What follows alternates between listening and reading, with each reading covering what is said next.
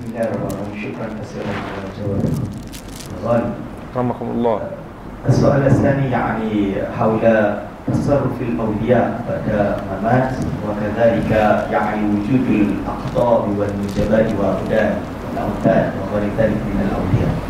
Dan soalan yang kedua yang ditanyakan oleh Al-Fadhil Dr. Aiman adalah berkaitan dengan tasarruf ataupun pelaksanaan yang dilakukan oleh para awliya ataupun tasarruf dengan makna tasarruf saja, no? Tasarruf para wali ini setelah mereka wafat. Maksudnya boleh tak mereka melaksanakan lagi tugas mereka sebagai awliya setelah mereka wafat dan berkenaan dengan istilah qutub, badal dan seumpamanya. Ahlul Islami ahlu tauhid. Ahli Islam ni adalah ahli tauhid, kata Syekh.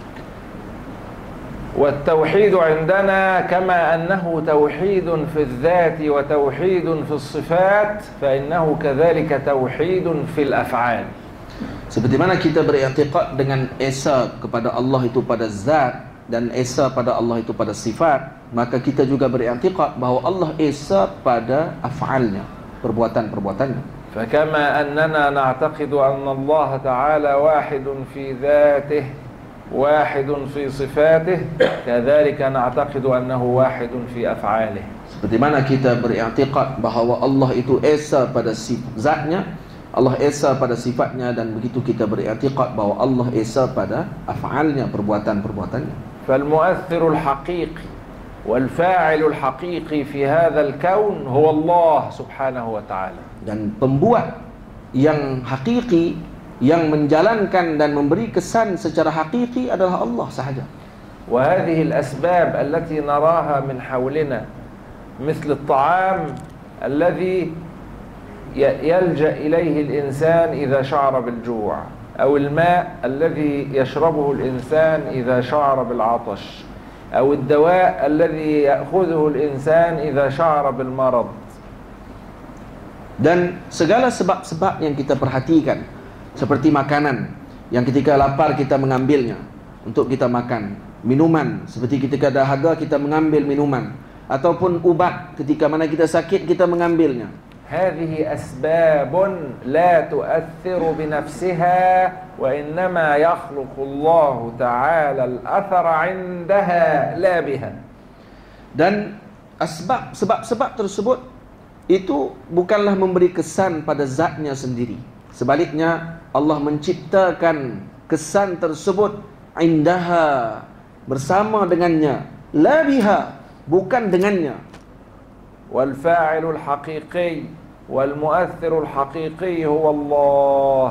Maka yang memberi kesan yang hakiki dan fa'il hakiki adalah Allah. ومن اعتقد تأثيرا ذاتيا لغيره فهو مشرك حاشا المسلمين من ذلك. Sesiapa yang mengatakan bahawa ada sesuatu yang lain yang memberi kesan selain daripada Allah, maka dia syirik. Maka muslimin terjaga daripada perkara tersebut. والله تعالى جعل قانونا لهذا الكون وهو قانون السببية. Maka Allah menjadikan undang-undang di dalam alam ini, yaitu undang-undang sebab. وأمرنا أن نحترم هذا القانون وأن نعمل به ونأخذ بالأسباب مع بقاء القلوب معلقة برب الأسباب. Kita disuruh untuk mengambil dengan kanun tersebut, dengan undang-undang tadi, yaitu mengambil dengan sebab, dalam masa yang sama mengikat hati kita dengan Tuhan yang menjadikan sebab tersebut. فصار التخلي عن الأسباب بالكلية مذموم كما أن التعلق بالأسباب وقطع القلب بالتعلق بمسبب الأسباب مذموم أيضا. Dan maka ketika mana seorang tadi terikat hatinya atau meninggalkan terus daripada mengambil sebab, ianya adalah dikira sebagai mazmum, dicela. Tinggal sebab terus tak mau ambil sebab, ini dicela. Atau terus mengikat hatinya dengan sebab pula semata-mata, tanpa mengikat hatinya dengan Tuhan yang menjadikan sebab, juga adalah dikira tercela. فَخُذِ الدَّوَاءَ عِنْدَ الْمَرَضِ وَقُلْ يَا رَبِّ اشْفِنِي. Dan ambillah ubat ketika sakit dan kemudian sebut, Ya Allah sembuhkan aku. وَقُلْ إِذَا جُعْتْ وَقُلْ اللَّهُمَّ أَشْبِعْنِي. Dan ketika lapar kita makan lalu kita sebut, Ya Allah kenyangkan aku. وَهَكَذَا فِي كُلِّ شَيْءٍ. Begitu juga dengan semua perkara.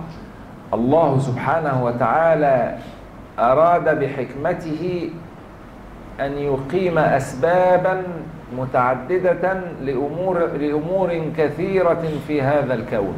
Dan Allah dengan hikmah yang dijadikan olehnya, Allah menjadikan sebab-sebab tersebut dan didirikan pada sebab-sebab tersebut dengan untuk menjadikan sesuatu yang baik. Kana minal mumkin an yakhluqaha Allah subhanahu wa ta'ala mubasharatan duna wujud hadhihi al-asbab, lakin jallat hikmatuhu an tujad al-asbab. Boleh sahaja Allah Ta'ala menjadikan sesuatu tanpa melihat kepada sebabnya.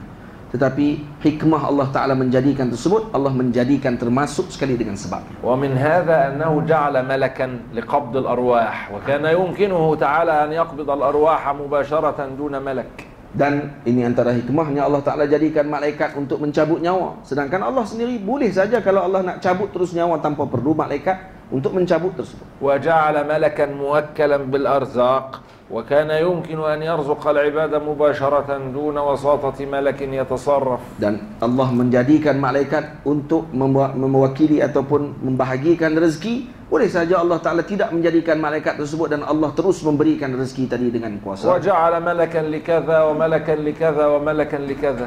Dan Allah menjadikan malaikat ini, untuk itu dan sebagainya. هذا قد جاءت به نصوص الشريعة الواضحة. Dan ini semuanya datang dalam nas syarak yang jelas. لو جعلنا هذا الفهم العجيب الذي ورد في السؤال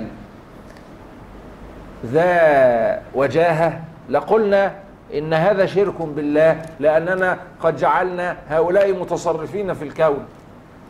Dan kalau kata digunakan dengan jawapan yang sama tersebut tadi, seolah-olah kita mengatakan yang mereka tuduh dengan syirik kepada Allah Subhanahu wa Ta'ala karena menjadikan para aulia Allah Ta'ala tadi tasarruf, bertugas dengan tugas yang tertentu dalam alam ini. Wa ikalu at-tasarruf min Allah Ta'ala li ahad khalqihi la yaqtadi asy-syirka fi dzatihi.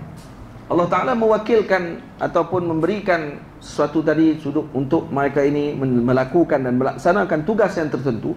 Ini bukanlah menjadikan ianya syirik. إنما الشرك يكون إذا اعتقدت أن هذا المتصرف إنما يتصرف استقلالا والعياذ بالله عن الله. Yang ia akan menjadi syirik ketika mana kamu menganggap bahawa yang diberikan tugas tadi dia sendiri yang boleh melaksanakan dan memberi kesan terhadap perkara tersebut. Wal'iyadzu billah, kita tidak mengatakan demikian. وما يذكره العارفون عن الحكومة الخفية التي هي فيها القطب والبدل والأوتاد ونحو هذا إنما استقوا مثل هذه العبارات من النصوص أيضا. Dan mana-mana yang disebutkan oleh para arifin berkenaan dengan hukumah al-khafiyah ataupun dengan maksud kerajaan batin yang tersembunyi ini dengan adanya pangkat-pangkat di dalam kerajaan tersebut seperti kutub dan seumpamanya, maka ini diambil daripada nas yang telah disebutkan. Walam yakhtari'uha min 'indi anfusihim. Mereka bukan mereka sendiri perkara tersebut. Wajarat 'ala alsinatil a'immatil 'idham kal Imam Ahmad wa ghairihi. Dan ianya keluar daripada mulut para a'immah yang agung seperti Imam Ahmad dan seumpamanya. Wa jama'a al-Imam as-Suyuti rahimahullah risalatan muhimmatan fi dhalika al-amr. Dan al-Imam as-Suyuti radhiyallahu anhu menyusun tentang perkara ini dan dengan tulisannya yang agung dengan perkara tersebut. Jama'a fiha an-nusus wal ahadits wal athar allati ja'at fiha hadhihi al-ibarat wa tilka al-wadha'if. Dan disusun atau dikumpulkan hadis-hadis dan asar-asar yang menyebutkan tentang wazifah, tugas-tugas yang disebutkan tadi. Wa sammaha al-khabar ad-dal ala wujud al-khutb wal awtad wal abdal. Lalu dinamakan kitab beliau, risalah beliau tersebut dengan al-khabar ad-dal pada wujudnya al-qutb wal awtad wal abdal. Wa hiya matbu'atun mutadawalah. Dan ianya masyhur dan telah tersebar tulisan tersebut. Wa madza 'alaina law annana i'taqadna anna hunaka rajulan ma huwa khairu khalqillah fi waqtihi, huwa aqrabu an-nasi ila Allah fi zamanihi, huwa aktharu man istata'a an yurawwid nafsahu ويتخلق بأخلاق الشريعة فلم يسبقه في ذلك أحد. Apa yang kita akan katakan pada seorang yang mana dia mempunyai kedudukan yang tertinggi pada waktu tersebut, yang mana beramal dengan akhlaknya sahibus syariah Nabi kita Muhammad sallallahu alaihi wasallam dengan seluruh sifat tersebut pada waktu tersebut. ونسميه القطب. Maka kita namakan orang yang bersifat dengan demikian dengan qutub. ثم يليه في الرتبة أناس أدنى منه وهم فائقون لغيرهم نسميهم الأبدال مثلا. ثم يليهم غيرهم أدنى منهم ويسبقون غيرهم فنسميهم الأوتاد، وهكذا. ماذا علينا فيما إذا اصطلحنا على ذلك في أمر قد جاءت به نصوص شرعية. Dan datang pula setelah mereka kelompok yang mana mempunyai sifat yang sekian dan sekian ini, maka mereka dinamakan dengan abdal. Kemudian ada lagi yang seterusnya dinamakan dengan autad ataupun nuqaba dan seumpamanya. Apa masalahnya? Dan kerana ia telah disebut dalam nas syarak dengan sebutan-sebutan tersebut, apa masalahnya? ثم لو كان لهؤلاء نوع من أنواع التصرف فإننا نعرفه إما بمقتضى إخبار الشريعة في نصوصها بذلك أو ربما يعرفه أهل الله عن طريق الكشف. Dan kemudian tugas-tugas mereka tersebut dilakukan dan dilaksanakan tadi, sama ada mungkin dimaklumkan di dalam syarak dengan tugas-tugas yang dilakukan, atau diketahui oleh para ahlullah dengan pancaran nur yang Allah Ta'ala berikan kepada mereka. وما دام التوحيد قائما في القلوب واعتقاد استقلال الله بالتأثير حاصلا في النفوس فلا يضر بعد ذلك شيء.